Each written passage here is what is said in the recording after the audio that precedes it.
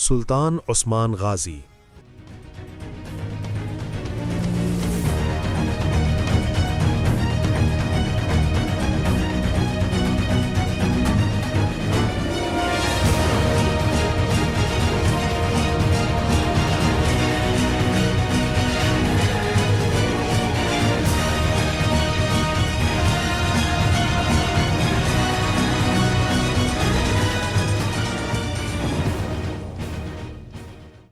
بارہ سو 99 میں جب عثمان غازی نے ایک چھوٹی سی بیلک سنبھالی، اس وقت کس نے سوچا تھا کہ یہی ریاست 600 سال تک دنیا پر حکومت کرے گی؟ عثمان غازی، وہ شخص جس کی تلوار نے بازنطینی سلطنت کی کمزوری کو بے نقاب کیا اور جس کے خواب نے عثمانی خاندان کو جنم دیا۔ آئیے آپ کو لے چلتے ہیں 13ویں صدی کے اناطولیہ میں۔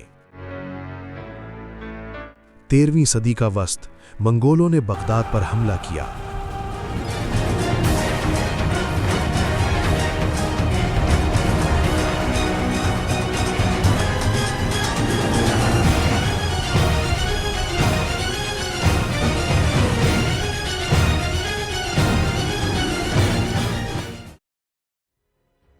عباسی خلافت کا خاتمہ ہوا۔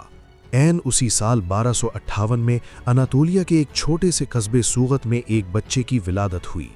یہ بچہ تھا عثمان، ارطغرل غازی کا بیٹا۔ ارطغرل غازی سلجوق سلطنت کی سرحدوں پر ایک اوج بے تھے جنہیں بازنطینی سرحد کی حفاظت کی ذمہ داری دی گئی تھی۔ عثمان نے بچپن سے ہی گھڑ سواری، تیر اندازی اور تلوار بازی سیکھی، لیکن سب سے اہم بات وہ ایک صوفی بزرگ شیخ ادیبالی کی صحبت میں رہے جہاں انہیں اسلام کی گہری سمجھ ملی۔ عثمان غازی کو ان کے چھوٹے قد کی نسبت سے عثمان جک یعنی چھوٹے عثمان بھی کہا جاتا تھا تاکہ خلیفہ عثمان سے فرق کیا جا سکے۔ 1297 عیسوی کی ایک رات عثمان اپنے مرشد شیخ ادیبالی کے لاج میں مہمان تھے۔ اسی رات انہوں نے ایک عجیب خواب دیکھا۔ خواب میں شیخ کے سینے سے ایک چاند نکلا اور میرے سینے میں داخل ہو گیا۔ پھر میری ناف سے ایک بڑا درخت اگنے لگا جس کی شاخیں پوری دنیا پر چھا گئیں۔ دریائیں بہہ رہے تھے، لوگ اس کے سائے میں چل رہے تھے۔ صبح عثمان نے شیخ ادیبالی کو خواب سنایا۔ شیخ نے مسکرا کر کہا، بیٹا، تمہیں اور تمہاری اولاد کو دنیا بھر کی سلطنت نصیب ہوگی۔ میری بیٹی تمہاری بیوی ہوگی اور تمہاری نسل سے بادشاہ پیدا ہوں گے۔ یہ خواب عثمانی سلطنت کا منشور بن گیا۔ 1281 عیسوی میں ارطغرل غازی کا انتقال ہوا۔ عثمان نے صرف 23 سال کی عمر میں قبیلے کی قیادت سنبھالی۔ 1284 عیسوی میں انہوں نے قلعہ جے حصار فتح کیا۔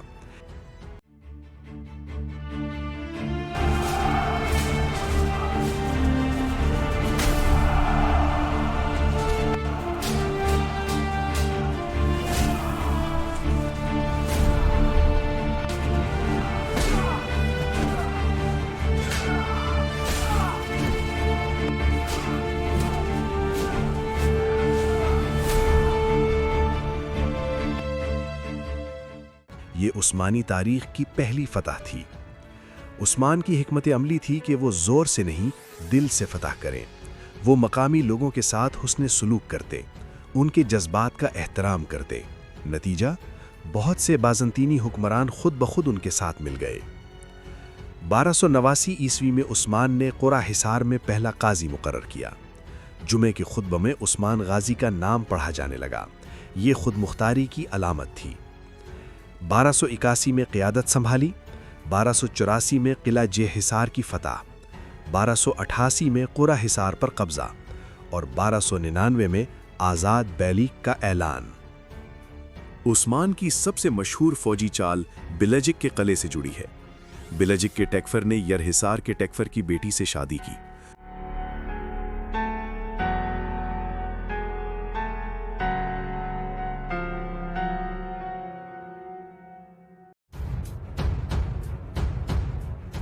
دونوں نے مل کر عثمان کو شادی میں بلایا۔ منصوبہ تھا کہ موقع پا کر قتل کر دیں، لیکن عثمان کے دوست قوسا میخائیل، جنہوں نے خود ایک بازنطینی حاکم تھے، نے انہیں خبردار کر دیا۔ عثمان کی چال یہ تھی کہ انہوں نے ٹیکفر کے پاس بہت سے بھیڑ کے بچے بطور تحفہ بھیجے اور کہا کہ ہماری عورتیں اور سامان تمہارے قلعے میں رکھ دیں، کیونکہ شادی کے بعد ہم گرمیوں کی چراگاہوں کو جائیں گے۔ ٹیکفر مان گیا عثمان نے گھوڑوں پر سامان کی بجائے ہتھیار لادے اور 40 سپاہیوں کو عورتوں کے بھیس میں قلعے میں داخل کر دیا۔ قلعے کے محافظوں نے انہیں روکا نہیں، نتیجہ بلجک اور یر حصار دونوں فتح ہو گئے۔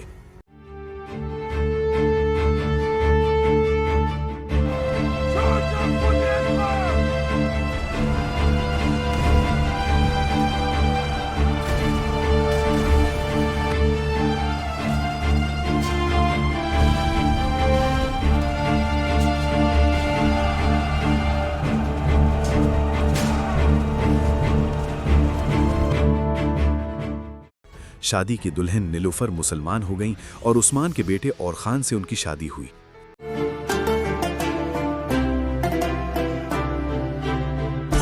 قوسا میخائیل بعد میں مسلمان ہو گئے۔ وہ عثمانی تاریخ کے پہلے مشہور مسلمان ترک تھے جو غیر ترک نسل سے تھے۔ 1299 عیسوی عثمانی تاریخ کا اہم ترین سال۔ سلجوق سلطان کی گرفت کمزور پڑی، منگولوں نے اناطولیہ پر دباؤ بڑھایا۔ عثمان نے موقع غنیمت جانا اور آزادی کا اعلان کر دیا۔ 1300 عیسوی میں سلجوق سلطان نے عثمان کو توغ، طبل اور علم بھیجا۔ یہ مکمل خود مختاری کی علامت تھی۔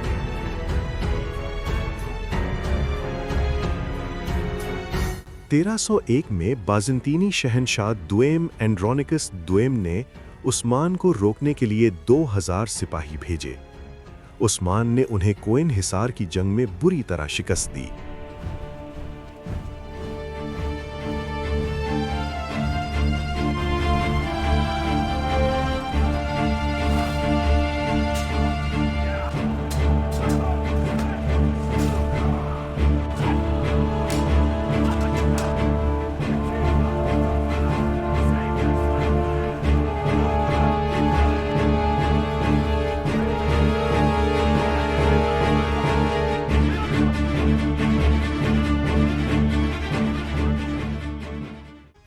عثمان نے ینی شہر کو اپنا نیا دارالحکومت بنایا۔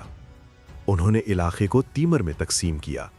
ہر فوجی کمانڈر کو ایک علاقہ دیا جاتا جس کی آمدنی سے وہ سپاہی رکھتا۔ عثمان کی سلطنت کا رقبہ شروع میں 4800 مربع کلومیٹر تھا، جو آخر میں 16000 مربع کلومیٹر تک پہنچ گیا۔ کردار اور عادات۔ مورخین عثمان غازی کی شخصیت پر متفق ہیں۔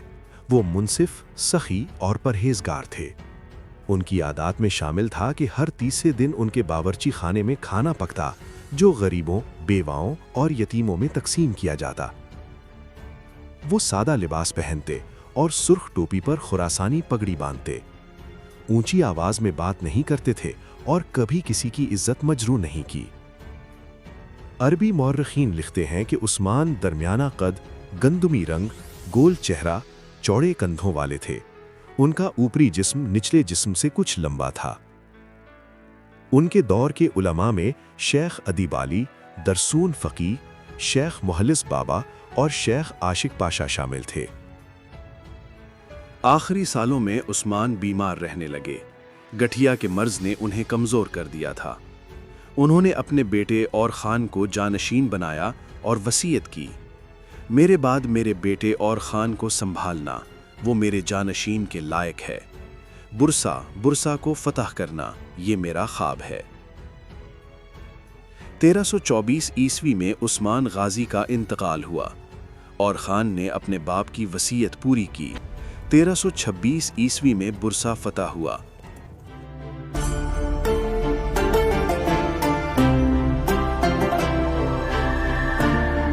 اور عثمان کی تدفین اس شہر میں کی گئی جو آج عثمان غازی کا مقبرہ کہلاتا ہے۔ عثمان غازی نے ایک چھوٹی سی بیلک کی بنیاد رکھی تھی۔